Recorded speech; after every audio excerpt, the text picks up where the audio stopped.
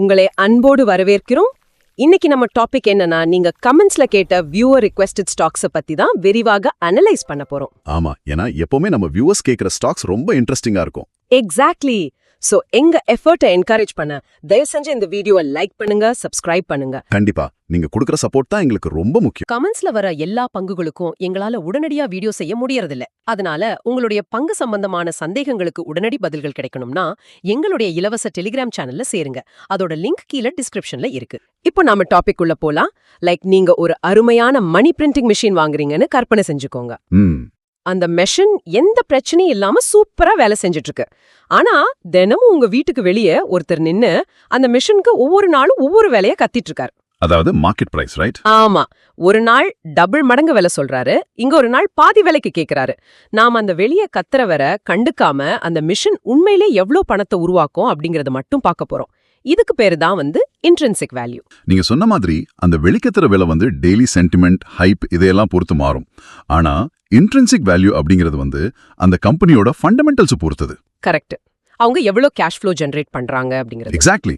Market price intrinsic value விட கம்மியா இருந்தா அது அண்டர் வேல்யூடு, அதிகமா இருந்தா ஓவர் வேல்யூடு. ஆனா இது ஒரு துல்லியமான நம்பர் கிடையாது. கரெக்ட். 100 ரூபாய் தான் இதோட ரேட் அப்படின்னு சொல்ல முடியாது. ஆமா, முடியாது. டிஸ்கவுண்டட் கேஷ் ஃப்ளோ, அதாவது DCF மாதிரியான முறைகளை வச்சு கணிக்கப்படும் ஒரு எஸ்டிமேட் தான் இது. ஓகே, புரியுது. சோ இந்த இன்ட்ரின்சிக் வேல்யூ லென்ஸை வச்சுக்கிட்டு நாம இன்னைக்கு சில வியூவர் ரெக்வெஸ்டட் கம்பெனிகளை சிம்பிளா அலச போறோம். கண்டிப்பா. நாம ஃபர்ஸ்ட் எந்த செக்டர் பார்க்கலாம்? இன்ஃப்ரா மற்றும் லாஜிஸ்டிக்ஸ். First சாங்கவி movers. இவங்க ஆசியாவிலேயே மிகப்பெரிய கிரேன் ரெண்டல் கம்பெனி ஆச்சே. ஆமா, இவங்க ரினியூவபிள்ஸ் மற்றும் இன்ஃப்ரா ப்ராஜெக்ட்ஸ்ல அதிக கவனம் செலுத்துறாங்க. இவங்களோட Q3 ரெவென்யூ 13% ஏறி இருக்கு. ஆனா ப்ராஃபிட் குறையலையா? கரெக்ட். PAT 12% குறைஞ்சிருக்கு.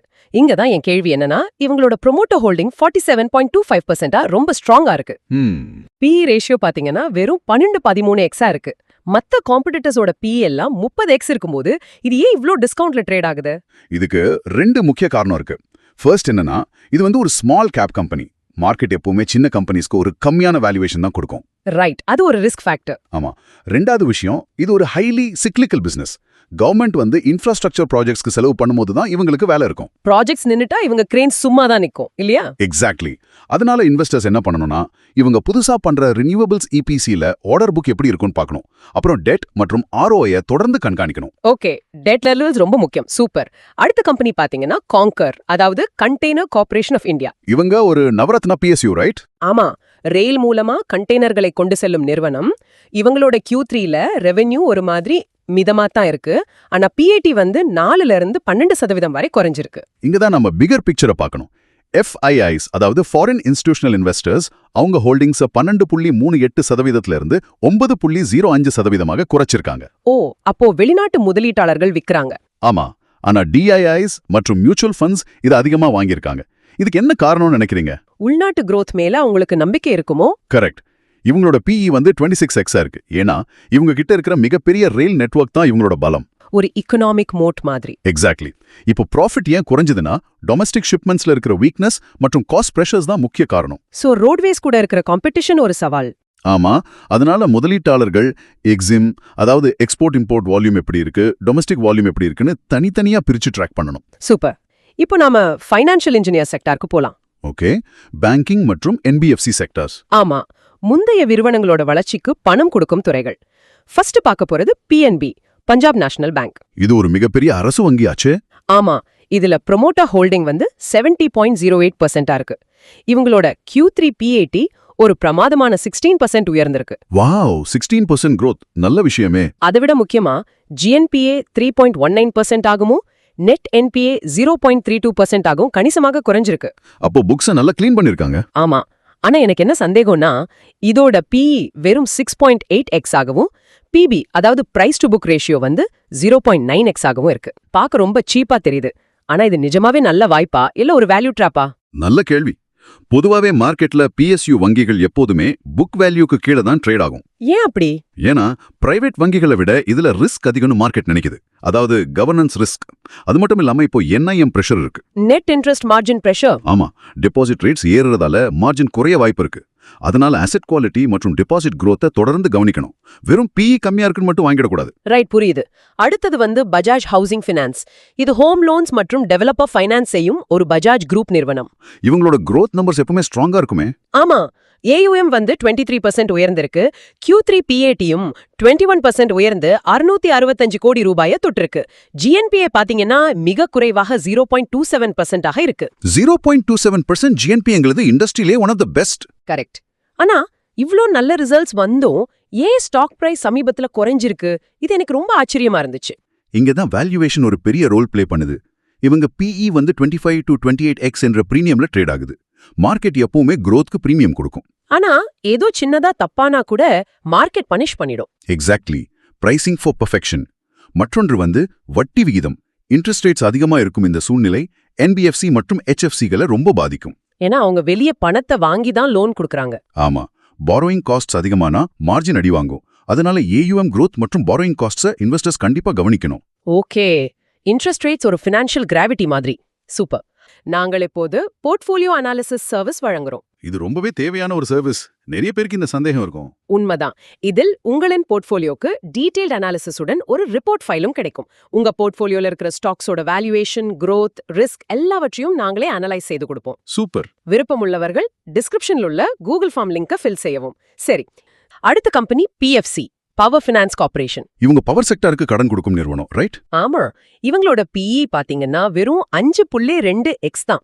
கூடவே 4% டிவிடெண்ட் ஈல்டு கொடுக்கறார்கள். Q3 PAT-யும் 9 to 15% வளர்ந்திருக்கு. இப்போ இந்தியா முழுக்க ரினியூவபிள்ஸ்க்கு ஒரு பெரிய டிரான்சிஷன் நடந்துட்டு இருக்கு. ஆமா, விண்டு, சோலார் அப்படி. கரெக்ட். ரினியூவபிள்க்கு கடன் கொடுப்பதில் இவங்க காட்டும் ஆர்வம் ரொம்ப முக்கியமானது. இதுதான் இவங்களோட growth இன்ஜின். ஆனா பவர் லெண்டிங்ல உள்ள ரிஸ்கையும் நாம் பார்க்கணும். ஸ்டேட் டிஸ்காம்ஸ்க்கு கொடுக்கிற லோன்ஸ் தானே ரிஸ்க். ஆமா, அவங்க எப்பவுமே நஷ்டத்துல இருப்பாங்க. அதனால NPAs-ஐ இன்வெஸ்டர்ஸ் உன்னிப்பாக கவனிக்க வேண்டும். அப்புறம் REC நிறுவனத்துடனான மர்ஜர் பேச்சுவார்த்தைகள் நடந்துட்டு இருக்கு. அதையும் ட்ராக் பண்ணணும். ஓகே, மர்ஜர் நியூஸை ஃபாலோ பண்ணணும். ரைட். இப்போ நாம ஸ்பெஷலைஸ்டு பிசினஸ்கள் செக்டாருக்கு போகலாம். உள்நாட்டு சந்தையை தாண்டி இருக்கிற பிசினஸ் மாடல்ஸ், கரெக்டா? ஆமா, ஃபர்ஸ்ட் ஒன் இன்வென்டரஸ் நாலேஜ் சொல்யூஷன்ஸ், சுருக்கமா IKS ஹெல்த். இவங்க US ஹெல்த் கேர் ப்ரொவைடர்ஸ்க்கு BPO மற்றும் AI சேவைகளை வழங்குறாங்க. ஓ, US ஹெல்த் கேரா? ஆமா, இவங்க Q3 ரெவென்யூ 24% மற்றும் PAT 41% உயர்ந்திருக்கு. ப்ரொமோட்டர் ஹோல்டிங் 63.72%-ஆக இருக்கு. FII-கள் தங்கள் முதலீட்டை அதிகரித்தும் இருக்கிறாங்க. வாவ், நம்பர்ஸ் ரொம்ப ஸ்ட்ராங்கா இருக்கு. அதுதான் எனக்கு இதுல ஒரு பெரிய ஆச்சரியம் என்னன்னா இவங்களோட மார்ஜின் 30%க்கு மேல இருக்கு. 30% மார்ஜின் ஒரு BPO-க்கு ரொம்ப அதிகம். ஆமா, PE 35x-ல ட்ரேட் ஆனாலும் இது ரொம்ப இம்ப்ரெசிவா இருக்கேன்னு தோணுது. FP எப்படி இவங்களால இவ்ளோ மார்ஜின் வச்சுக்க முடியுது? இது சாதாரண கால் சென்டர் கிடையாது. US ஹெல்த் கேர்ல காஸ்ட் குறைப்பதற்கான தேவைகள் ரொம்ப அதிகமா இருக்கு. டாக்டர்ஸ் பேப்பர் ஒர்க்ல டைம் வேஸ்ட் பண்ணாம பேஷண்ட்ஸை பார்க்கலாம். ஓ, அப்போ இவங்க மெடிக்கல் கோடிங், பில்லிங் இதெல்லாம் பண்றாங்களா? கரெக்ட். USல 1 மணி நேரத்துக்கு ஆகிற செலவு இவங்க பல மடங்கு குறைச்சு கொடுக்கறாங்க. அதான் இவங்களோட வெற்றிக்கு காரணம். அப்போ இதுல ரிஸ்கே இல்லையா? அப்படி சொல்ல முடியாது. AI எனேபிள் ஹெல்த் சர்வீசஸ்ல வரும் போட்டிகள் இவங்களுக்கு பெரிய ரிஸ்க். ஏன்னா AI மூலமா இந்த கோடிங்கை இன்னும் ஈஸியா பண்ணலாம். புது AI ஸ்டார்ட் அப்ஸ் இவங்களுக்கு ஒரு த்ரெட். ஆமா, கூடவே இவங்க ரெவென்யூ முழுக்க US-ல இருந்து வரதால USD கரன்சி எக்ஸ்போஜரை கவனத்தில் கொள்ள வேண்டும். டாலர் ரேட் மாறினா லாபமும் மாறும். புரியுது. ஃபைனலா நாம பார்க்க போறது ஷாரதா மோட்டார் இண்டஸ்ட்ரீஸ். இது ஒரு ஆட்டோ காம்பனன்ட்ஸ் கம்பெனியாச்சே. ஆமா, குறிப்பா எக்ஸாஸ்ட் சிஸ்டம் செய்யும் நிறுவனம். இவங்க Q3 சேல்ஸ் 28% உயர்ந்திருக்கு. PE மிகவும் ரீசனபிளாக 13x-ல உள்ளது. இது முழுமையாக ஆட்டோ இண்டஸ்ட்ரி ப்ரொடக்ஷன் சைக்கிள்ஸை சார்ந்தது. கார் சேல்ஸ் ஏறினா இவங்க சேல்ஸும் ஏறும். ஆனா இதுல என்ன கவனிக்கணும்? BSP எமிஷன் நார்ம்ஸ் மாதிரியான பாலிசி சேஞ்சஸ் ரொம்ப முக்கியம்.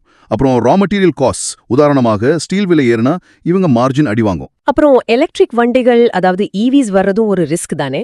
கண்டிப்பா. EV-க்கு எக்ஸாஸ்ட் சிஸ்டம் தேவையே இல்ல. சோ இன்வெஸ்டர்ஸ் அதையும் கண்காணிக்க வேண்டும். சூப்பர். ரொம்ப தெளிவா எல்லா கம்பெனிஸையும் கவர் பண்ணிட்டோம். So tell me in the comments which stock should I analyze next. நீங்க கேக்குற கம்பெனிஸை நாம அடுத்தடுத்து விரிவா அலசலாம். இந்த வீடியோவை பார்த்ததுக்கு ரொம்ப நன்றி. இந்த டாபிக் பத்தின உங்க தாட்ஸை ஷேர் பண்ணுங்க. This content is for only educational purpose. முதலீடு பண்றதுக்கு முன்னாடி கண்டிப்பா உங்க ஃபைனான்ஷியல் அட்வைசரை கன்சல்ட் பண்ணுங்க. We'll see you next time.